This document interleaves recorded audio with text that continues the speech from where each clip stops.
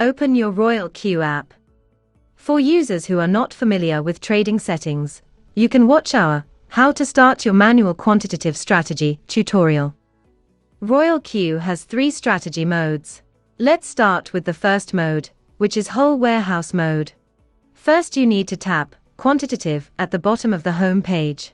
Select the crypto you like. Before starting the Whole Warehouse mode, you can tap the Trade Settings in the lower left corner.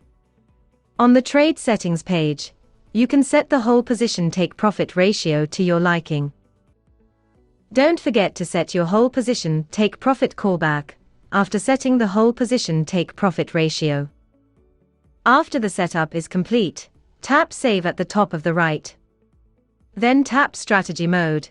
You can then select Whole Warehouse mode, and then tap Confirm.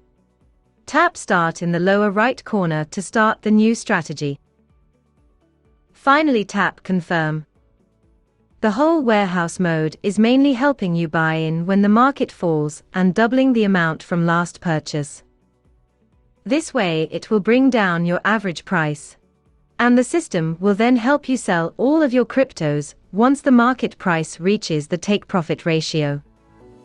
Hope you like this video.